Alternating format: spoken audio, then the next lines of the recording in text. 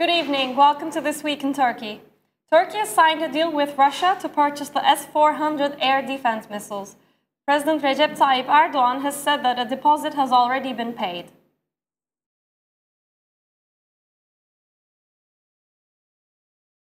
Turkey has signed a controversial deal with Russia to arm its forces with the Russian S-400 anti-aircraft missiles. President Recep Tayyip Erdogan said a deposit had already been paid. The deal is thought to be worth $2.5 billion. Our friends have already signed an agreement on S-400s. A deposit has also been paid, as far as I know. The process will continue by the transfer of a credit from Russia to us. Both Mr. Putin and myself, we are determined on this issue, Erdogan told journalists on his return from Kazakhstan on Monday.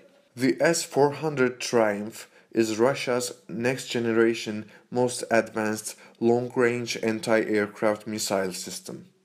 It is designed to detect, track, and then destroy any machine that poses a threat. The Triumph is twice as effective as other anti-aircraft missile systems. It can work with 4 different types of missiles with different starting weight and launch range. Russia has also agreed to sell them to China and India. Russia says the S-400 system has a range of 400 kilometers and can shoot down up to 80 targets simultaneously, aiming 2 missiles at each one. Russia deployed the S-400 at its air base near Latakia in Syria in December 2015 after Turkish jets had shot down a Russian warplane on the Syria-Turkey border. The parties did not share the details of the S-400 agreement due to its sensitivity. But according to initial agreements, next year Turkey will receive 2 S-400 missile batteries from Russia, and in the next 2 years, 2 batteries will be produced on Turkish soil. The deal led NATO members to question Turkey's move and what it means for their alliance with NATO.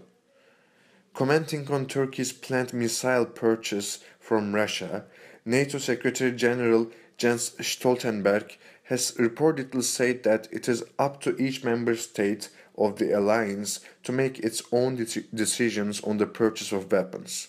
This is a Turkish national decision. What is important for NATO is that our different systems are working together, that we have what we call interoperability. For this system, there has been no request for integrating it into the NATO air defense system, so that has not been on the table, Stoltenberg added.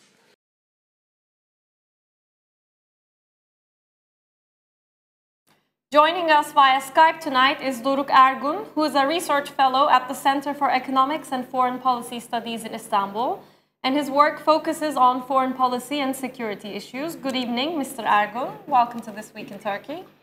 Good evening. Thank you for having me.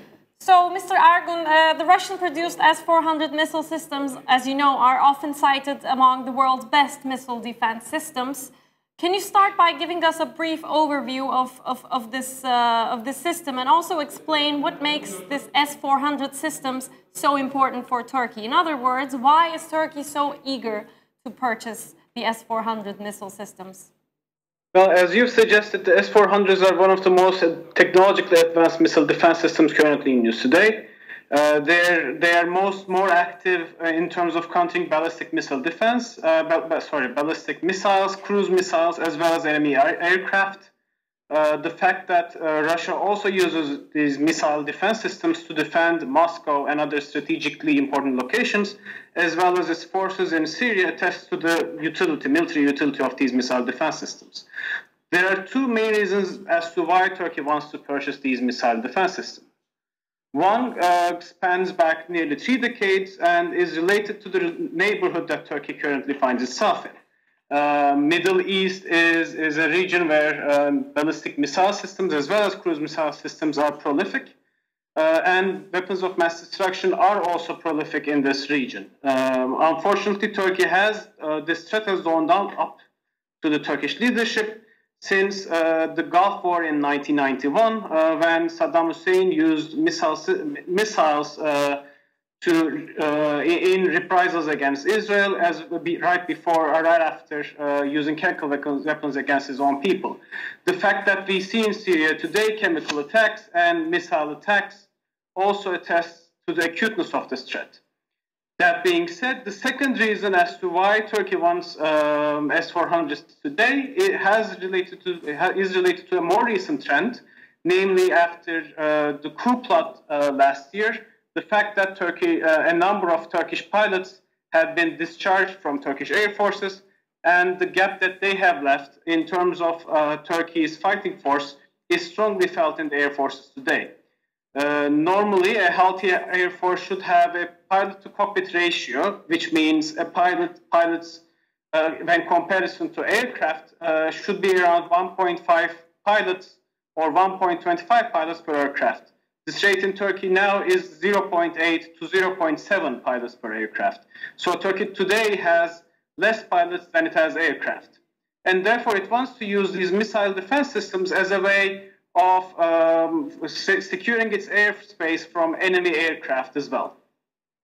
Mm-hmm.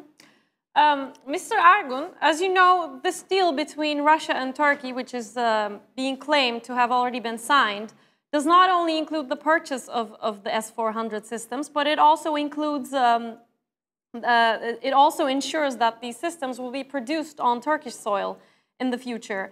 And this is seen as a very controversial decision as it involves a NATO member state, Turkey, and Russia, which is NATO's major rival. So how should we put all of this into perspective? What's the point or statement being made by Turkey here? Turkey has prioritized in the previous missile defense standard that favored the Chinese side and collapsed in 2015 is the same today. Turkey favors technology transfers. And Turkey hasn't been able to get these guarantees from other competitors, namely the French-Italian consortium and the United States. That being said, separate from the S-400 deal, Turkey has also signed an agreement with the French and Italian consortium to potentially co-produce missile defense systems.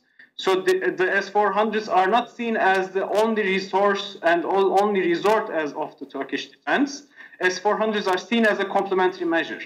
That being said, of course, purchasing such systems from Russia and potentially co-producing them with Russia has strategic repercussions. Turkey is very much so disgruntled with the latest developments, notably the US's decision to arm the PYD, which Turkey sourly resented. And Turkey sees this as part of a trend that goes back to the early days of the Cold War, where Turkey is seen as a dispensable partner in the NATO alliance. Turkish leaders have already questioned whether Turkey, for example, is as important for the United States or other NATO members as, say, Poland or Germany is. Therefore, Turkish leaders currently feel this issue as well. They also feel that political issues between capitals, namely between Brussels and Ankara and between Washington and Ankara, can plague defense cooperations. We see this move lately in Germany's decision to impose a partial arms embargo to Turkey. And the Turkish leaders see that they have to find their own ways of producing strategic weapon systems, otherwise they can be left out of NATO processes. Mm-hmm. And what do we know so far about the details of this much debated, discussed arms deal between Russia and Turkey? Unfortunately, not much. There are quite a number of speculations as to how many batteries will be placed. We know that the price of the agreement is around $2.5 billion, and we know that Turkey has paid in some kind of deposit. But we also know, however, is that these systems will not be integrated to the NATO missile defense architecture. What this means is that even though Turkey will be able to purchase one of the most advanced missile defense systems in the world, it will not be able to operate these missile defense systems to their full capacity. For example, the S-400s by design do not cover against weapons of mass destruction threats. In this case, they will also be impaired in their capacity to strike against enemy missiles, and they will have a shorter launch period. A longer launch period. So, in other words, again, in a nutshell, the S-400, capable as they may be, will not be operating in full capacity due to this interoperability issue. Mm-hmm. And let's now shift our focus to the reaction that came from the NATO side to this deal. NATO Secretary General Jens Stoltenberg has reportedly said that they weren't informed of this deal between Russia and Turkey, but he's also noted that, I quote, "It's up to each member state of the alliance to make its own decisions on the purchase of weapons." So what do you think of NATO's current attitude? How alarmed is NATO at this point? This will be a first for NATO in the sense that this will be one of the most strategic weapons systems purchases of a NATO country that has ever been made. Greece currently operates S-300s that it has purchased from Cyprus, whereas a number of NATO countries also operate legacy Soviet weapon systems. This will be one of the biggest sources of cooperation between Russia and Turkey, and this comes at a time where NATO and the European Union have tried to sideline Russia especially from military cooperation. France and Russia had a significant military cooperation agreement that was cancelled after Russia occupied and annexed Crimea, and tensions between NATO and Russia are at an all-time high. Therefore, although what Jens Stoltenberg has said is of course relevant, that NATO does not control what its members do in terms of military procurement, it certainly sends a strong political message, and it's a strong political message that the Russian side will want to capitalize on by driving a further wedge between NATO and Turkey. Mm-hmm. Mr. Ergun, let's conclude by coming to the big question. How is this ongoing scenario likely to affect Turkey's future in the NATO, in the alliance? Or to put it more directly, is Turkey drifting away from NATO? In some regards, in many regards, Turkey is drifting away from NATO. At least politically speaking, Turkey is now further away from NATO perhaps than it has ever been. But militarily speaking, no matter how much Turkey tries to diverge from NATO, there are imperatives that compel Turkey to remain as part of the alliance. Although it is very easy to speculate whether Turkey will now move closer to the Russian camp, that requires a big strategic shift that takes decades. To implement. Turkey is very much dependent on NATO, and rightfully so, very much dependent on NATO for its security needs. And Turkey will, for the foreseeable future, remain a partner of NATO. Although how much the sides can cooperate and depends from time to time, Turkey has been a main member of this alliance since 1952. And it has a vested interest in continuing to be so. Mr. Ergun, thank you very much for your comments and for joining us tonight. Thank you very much. Relations between Turkey and Germany remain tense. The Turkish Foreign Ministry has issued a travel warning for its citizens traveling to Germany, urging them to be cautious about engaging in political discussions. The Turkish Foreign Ministry issued on its website a travel warning on September 9th for its citizens living in Germany and those who will travel to the country, urging them to be cautious and to refrain from political discussions. In the statement, the ministry said that the political atmosphere in Germany was under the effect of increasing far-right and even racist discourses, as the election campaign was based on an anti-Turkey sentiment and efforts to obstruct its EU accession bid. Turkish citizens who live in or who plan to travel to Germany should be cautious and act prudently in cases of possible incidents, behavior, or verbal assaults of xenophobia and racism, the Foreign Ministry said. German Chancellor Angela Merkel's Chief of Staff Peter Altmaier described the warning on Twitter on Sunday as a bad joke and added that Nazi comparisons offend our honor. Chancellor Merkel's rival for the upcoming elections and the leader of the German Social Democratic Party, Martin Schulz, also tweeted saying, "The fact is, it's in Turkey, not here, that journalists who speak their opinion are jailed." On the other hand, German Foreign Minister Sigmar Gabriel declared on Monday that Germany freezed most of its arms export to Turkey due to recent bilateral tensions. Turkish Foreign Minister Mevlut Çavuşoğlu responded to Gabriel, saying that these approaches would only strengthen the Turkish arms industry. Gabriel cannot win more votes by condemning Turkey, Çavuşoğlu added. EU Minister Ömer Çelik said on Tuesday that the decision on freezing arms export weakens Ankara's fight against terrorism and makes Europe more vulnerable.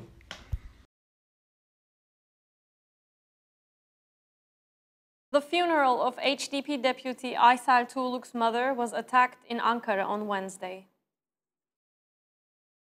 A group attacked the funeral of Hatun Tuğluk, HDP deputy Aysel Tuğluk's mother, in Ankara on Wednesday. Tuğluk has been detained for more than 9 months for terror-related charges and was released for 48 hours to attend her mother's funeral. During the ceremony, a small group tried to attack the funeral, chanting slogans such as, "This is a Sunni cemetery, Alavis cannot be buried here." As the group grew larger, the police arrived at the cemetery. According to witness accounts, the police did not immediately step in to stop the group who was shouting, "There is a martyr's grave in this cemetery. We won't let a terrorist be buried here. This is not an Armenian cemetery." A barbaric group who has nothing to do with human and religious values attacked Aysel Tuğluk's mother's funeral, announced HDP from its official Twitter account. HDP deputies who attended the funeral called the attack a fascist act and condemned the Ministry of Interior Affairs and the police for not intervening more rapidly and effectively. After the attack, the family decided to bury Hanım Tuğluk in her hometown and transferred the body there. Tuğluk was laid to rest yesterday in Dersim. Turkey's Ministry of Foreign Affairs issued a statement on Thursday warning Iraq's Kurdistan regional government that there would be a price to pay if it insists on holding the independence referendum.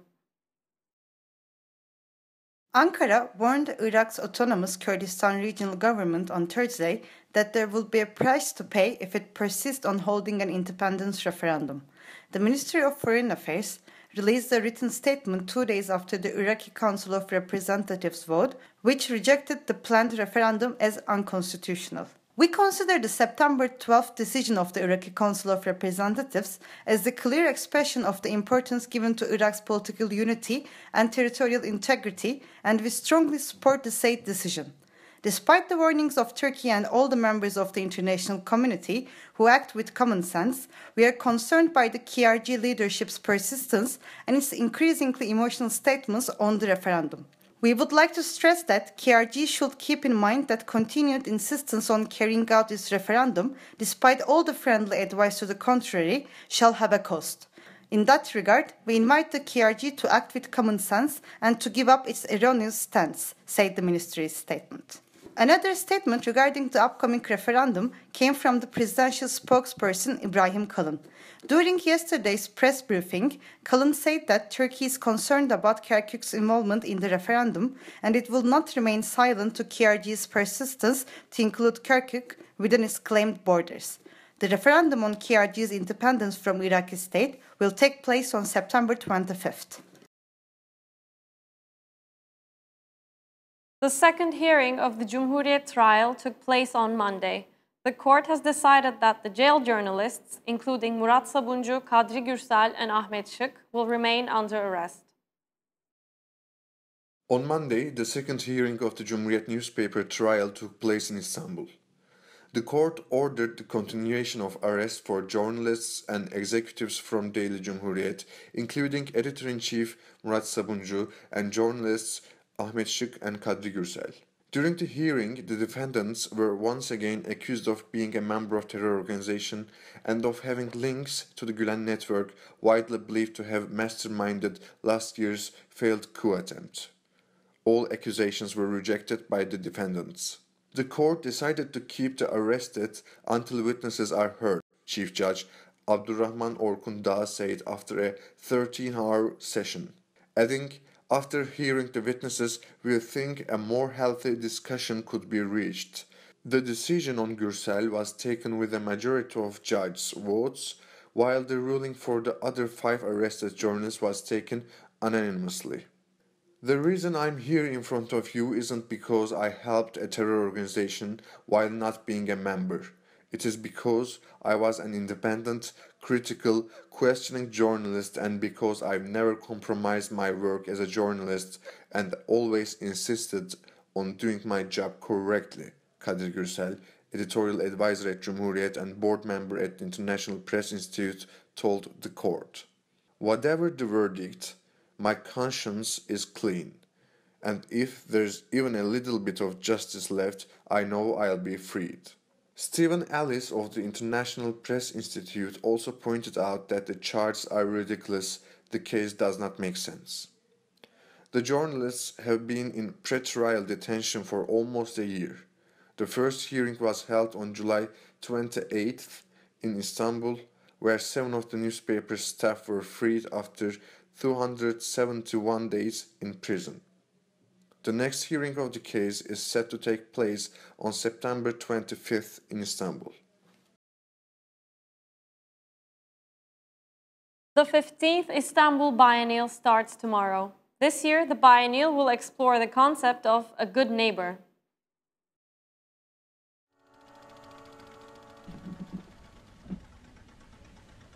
The 15th Istanbul Biennial, A Good Neighbor, opens to the public tomorrow, and how it was changed over the years. The Biennial features a public program that will encompass a variety of events and discussions pivoting on the concept of a good neighbor. Admissions to all events are free. Each work in the Biennial has a story, and these works also discover how homes function next to each other. The curators Michael Elmgreen and Ingar Draxat have created the term a good neighbor to steer the focus away from home as a dwelling and design and toward a focus on people living side by side. The Biennial takes place over 6 different venues: Greek Primary School, Istanbul Modern, Pera Museum, Art Kültür, Yoğunluk Atelier, and the Küçük Mustafa Paşa Hamam.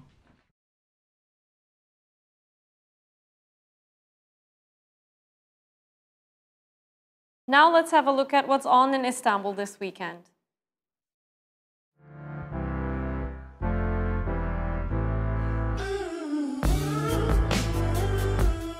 Burn, in collaboration with Beat the Night and others, return with their exciting Istanbul Rooftop Festival tomorrow. The fun is set to kick off at 2 p.m. with plenty to do, including live music from international talents and some of the country's most popular performers, cocktail and gastronomy workshops, makeup and tattoo sessions, and much more. Performers include Jay Bernard, Just Emma, Milo Haflige, İlhan Erşahin, Hey Douglas, and many others. Tickets are priced at 100 TL and are available via Biletix, providing access to 10 destinations across the city in this long-lasting conclusion to a beautiful summer. The 12th edition of Contemporary Istanbul, which opened on Thursday, brings together leading contemporary galleries, artists and collectors from Turkey and around the world, with a regional and international focus. A place to discover and rediscover significant artists. Contemporary Istanbul spreads over the 13 600 square meter spaces of Rumeli Hall, Lütfü Kırdar International Convention and Exhibition Center, and the Istanbul Congress Center with the support of Akbank.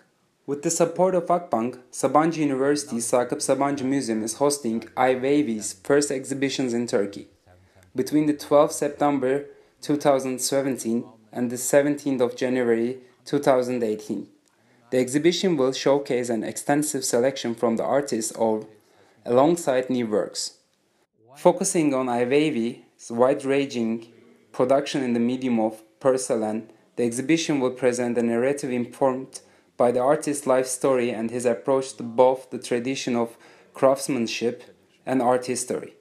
Within the scope of the exhibition, each stage of iWavy's prolific journey in porcelain will be presented with his iconic works, transferring his contemporary message through the language of traditional Chinese craft. iWavy's art practice provides the viewer with a perspective on the paradoxes of our time.